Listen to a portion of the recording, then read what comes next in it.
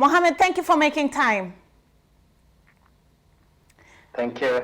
Great. Now, in the beginning of the year, about March, April, we saw a complete halt of tourism in the country, but the numbers have been growing steadily. In August, we saw about 14,049 visitors come into the country. September, about 39,900.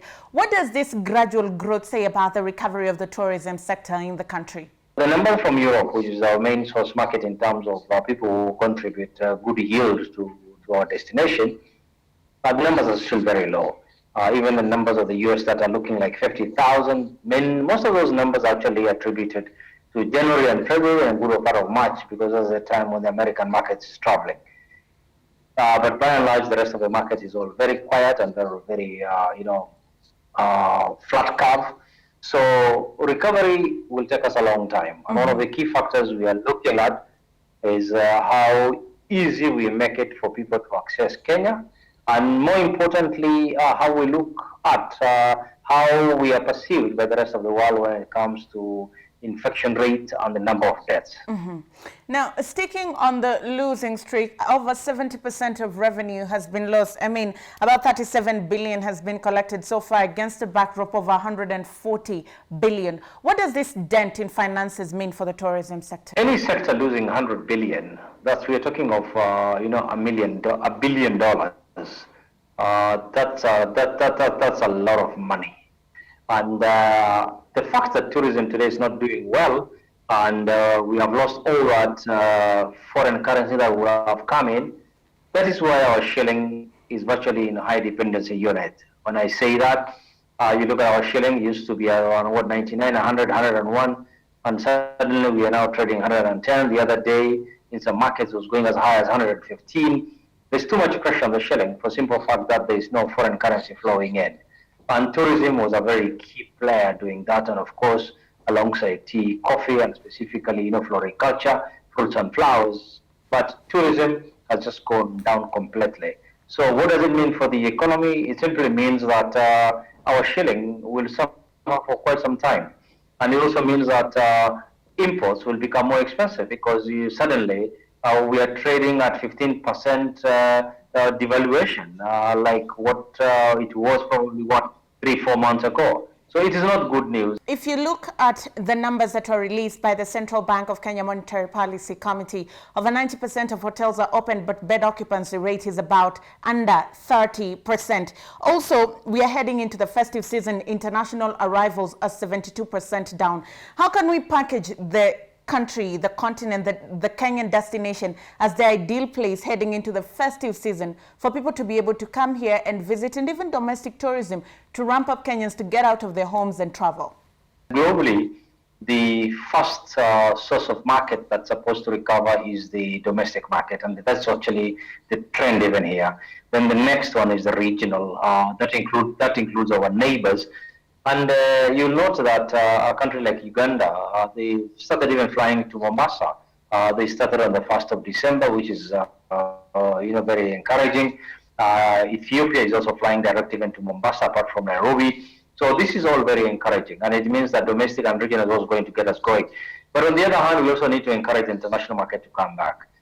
However, the biggest challenge we face and the hurdle that we put across there is the requirement for PCR testing, which is 96 hours and below, and that puts a lot of pressure on any traveler to beat the 96 hours, which means that we become unattractive to anybody who is planning to come to Kenya from Europe or from UK or from the US. So we are lobbying, and we are trying to convince government if we can revisit the number of hours that is required from 96 hours, probably even take it to 7 days, or maybe even 14 days, because 96 hours is too close to call, and it's too close to, we are cutting it too close, which means that by the time you're getting your test done in, let's say, North America, and you're boarding your aircraft, by the time you're getting here, you're already outside the 96 hours, which means that now you're forced to take another test or end up in quarantine. So those are the challenges that we are facing if we are to recover as a destination. Great. As we almost come to a close of our conversation, you've mentioned COVID-19, which is a great hurdle to international travel and business, as is. But there has been breakthroughs with vaccines. Pfizer and BioNTech. AstraZeneca has also had good efficacy data of 95%. UK has already ordered the Pfizer-BioNTech vaccine, and it will be in use as soon as possible. What does this breakthrough mean for resumption of travel and tourism sector? For us, vaccine is the ultimate. For us to be able to deal with COVID, you need the vaccine.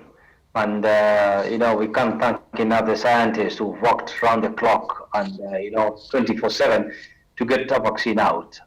And we were told initially that we may have to wait for even more than 18 months. I'm glad within 2020, they've been able to come up with a vaccine that's 100% efficacy, which is good news, which means that the moment people take the vaccine, it will be like a yellow fever certificate, which means that you're able to fly. And some of the airlines, and I believe most of the airlines, and this is some of the word coming through from biggest operators in Europe, is that they will consider the vaccine to be actually clean bill of health for you to be able to board an aircraft with ease and be able to travel. So, of course, the vaccine will be the biggest thing to have happened to tourism, and it's one thing that will completely shift how people travel, and the fear factor will be able to be eradicated by the vaccine. And then, which means that travel will be able to resume, and tourism will start will start engaging what we call the recovery gear. But without vaccine, it will have been very, very difficult. Great. So yes, vaccine will be a game changer for us. 30 seconds on my clock, Mohammed. We have seen Kenya bag several awards at World Tourism Awards. Nairobi has been voted as the ultimate business destination in Africa, and our safari has been voted as the best safari package in the world. How can we leverage on these opportunities or these wins that we've gained so far in revamping and reviving tourism in the country? We are leveraging on any good news that we get. And Kenya, as a destination, if anything, during this COVID crisis, the nature has been healing itself. Today, we have got more wild animals that you can never imagine. You can, most of our national parks, the undergrowths, there's creatures that never used to have peace because of the vehicles that are going up and down in national parks. So today, we believe that a lot has happened, not only just Kenya, but even globally. So Kenya will come out stronger, and we are happy that we've been recognized globally for all the awards we've won, from our safari destination to our beach destination. Even Nairobi as a city has been recognized. So based on all that, we have engaged on behalf of Kenya Tourism Board. We have now gone as a country very much digital, as opposed to just looking at print and the traditional channels for marketing the destination. So digital is the way to go, and you'll see a lot of us, and you see the destination more often on many platforms across, whether it is social media, whether it is YouTube, whether it is TripAdvisor. You'll see Kenya very often. And we will be shouting about the awards that we've won. And the bottom line is that, Kenyans are generally warm and friendly people. Despite all the challenges and all the difficulties we go through, we can still afford a smile, and we're able to welcome the world to this part of the world. Thank you. Mohammed, thank you for making time. It's been a pleasure. Thank you.